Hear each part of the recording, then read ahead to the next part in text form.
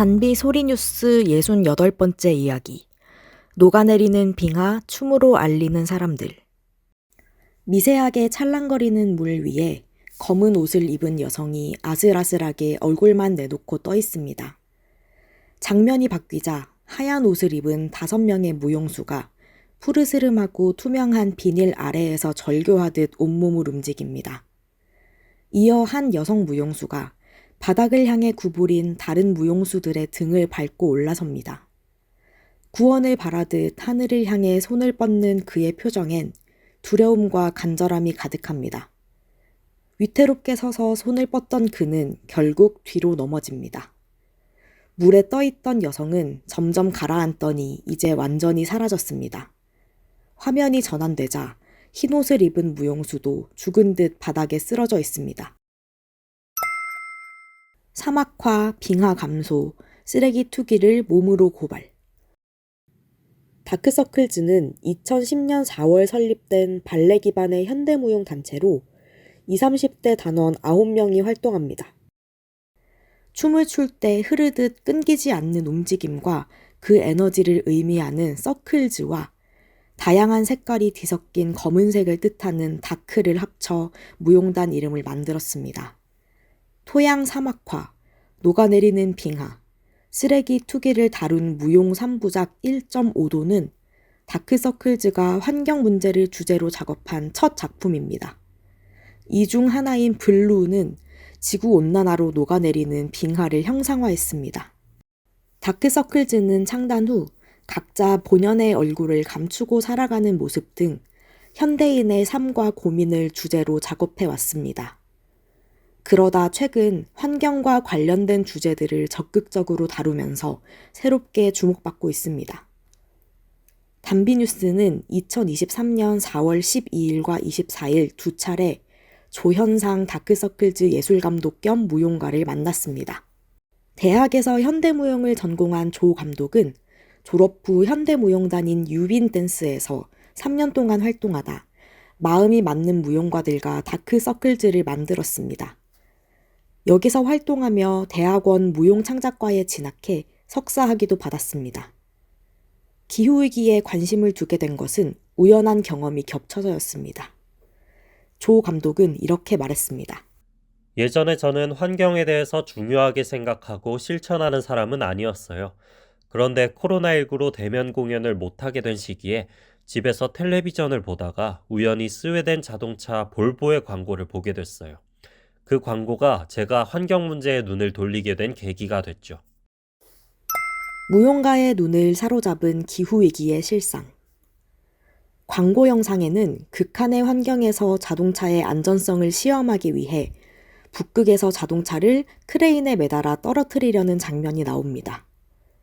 그런데 차를 막 떨어뜨리려던 순간 건너편에 있던 빙하가 와르르 무너집니다. 이어 기후변화는 극한의 안전시험이라는 문구가 화면에 등장합니다. 이것이 볼보가 지금부터 전기자동차 회사로 전환하는 이유라는 설명도 이어졌습니다. 조 감독은 그 광고를 보고 자동차 회사들이 지구온난화에 대응하기 위해 전기차 중심으로 사업을 전환하고 있음을 알게 됐습니다. 그는 볼보 광고를 보면서 2018년에 떠난 아이슬란드 여행을 떠올렸습니다. 당시 빙하 및 동굴 내부를 구경하는 관광 프로그램에 참여하려다 현장 사정으로 서너 번 실패한 일이 있었습니다. 현지 가이드는 이렇게 설명했습니다. 몇 년 전부터 빙하가 단단히 얼지 않아 내부에 물이 차 위험해요. 갈수록 투어를 진행하지 못하는 날들이 많아지고 있습니다. 조 감독은 빙하를 녹이는 지구온난화의 심각성을 깨닫고 이 문제에 관해 더 알아보기 시작했습니다.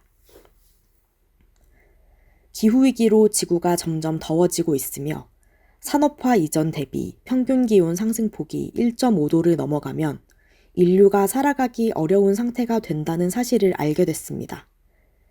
기후위기가 외면할 수 없는 문제임을 깨달았습니다. 다크서클즈에서 연출을 맡고 있던 그는 이를 주제로 무용 작품을 만들기로 결심했습니다. 그렇게 1.5도가 세상에 나왔습니다. 1.5도 중 블랙은 북태평양의 쓰레기 섬 지피지피에서 영감을 얻었습니다. 이 섬은 바다에 떠다니는 쓰레기가 모여 만들어진 것으로 약 1조 8천억 개의 플라스틱 폐기물로 이뤄졌습니다. 남한 면적의 15배나 되는 크기입니다. 블랙의 영상은 바다에 쓰레기들이 떠다니는 장면으로 시작해 어망에 갇힌 사람의 이미지와 4~5명의 무용수가 춤추는 장면이 계속 교차합니다. 무용수들은 춤을 추다 하나둘씩 바닥에 쓰러집니다. 관객이 기부한 헌옷 더미를 공연 소품으로. 다크서클즈는 대중이 쉽게 공감할 수 있도록 일상과 가까운 환경 문제를 다루려 애씁니다. 네이키드도 그중 하나입니다. 의류 폐기물이 환경에 미치는 악영향을 표현했습니다. 특히 의류 폐기물이 산처럼 쌓이는 형상을 실제 관객들이 기부한 헌옷을 사용해 안무로 표현했습니다. 조 감독은 이렇게 설명했습니다. 네이키드는 의류 폐기물 문제를 다룬 KBS의 환경 스페셜이라는 다큐멘터리를 보고 기획하게 됐어요. 우리나라가 전 세계에서 5번째로 헌옷을 많이 수출하는 국가이고 수출된 헌옷들은 극히 일부만 재사용될 뿐 나머지는 개발도상국에 매립되거나 소각된다는 사실을 알게 됐죠. 우리가 평소에 무의식적으로 하는 소비가 환경에 큰 영향을 미치고 있다는 점을 꼬집고 싶었어요. 다크서클즈는 2023년 3월 경기도 수원시의 복합문화공간 111CM에서 네이키드를 공연했습니다. 관람객들이 각자 입지 않는 옷을 가져와 전시 공간에 배치하면 전시 마지막 날 무용가들이 그 옷들을 이용해 공연하는 방식이었습니다. 유행이 지나서 사이즈가 맞지 않아서 등 여러 이유로 옷장 속에 잠자던 헌옷들이 공연 소품이 됐습니다. 공연 뒤에 이어진 질의응답에서 관객들은 이렇게 말했습니다. 의류 폐기물이 이렇게 큰 환경 문제인지 몰랐는데 공연을 보고 심각성을 알게 됐습니다. 앞으로는 새 옷을 살 때 한 번 더 고민해야겠어요. 2022년 10월 제작한 포기하지마는 사막화를 다룬 1.5도 옐로우의 연장선에서 지구의 대기가 극심하게 오염된 미래의 모습을 상상한 작품입니다. 화석 연료를 사용할 때 배출되는 탄소와 각종 산업 장비에서 나오는 매연, 공사장의 분진 등으로 인해 대기 오염이 심각해진 근미래가 배경입니다. 마실 수 있는 공기가 부족한 상황에서 사람들이 급박하게 깨끗한 공기를 찾아가는 모습을 춤으로 표현했습니다. 포기하지마는 2023년 6월 열린 서울국제환경영화제에서도 상영됐습니다. 대중의 공감 쉽도록 직관적이고 명료하게 표현. 기후위기를 주제로 작품을 제작할 때 조 감독이 중요하게 여기는 것 중 하나는 관객 수용성입니다. 관객들이 작품의 취지에 쉽게 공감할 수 없다면 의미가 퇴색한다고 생각하기 때문입니다. 조 감독은 이렇게 말했습니다. 환경 문제에 대해서는 우리가 어릴 때부터 형식적으로 교육을 받기 때문에 오히려 익숙해지고 무뎌진 것 같아요. 정말 나의 문제로 받아들이지 않으면 공감하기 어려운 거죠. 그래서 저희는 작업을 할 때 직관적이고 명료하게 표현하려고 노력해요.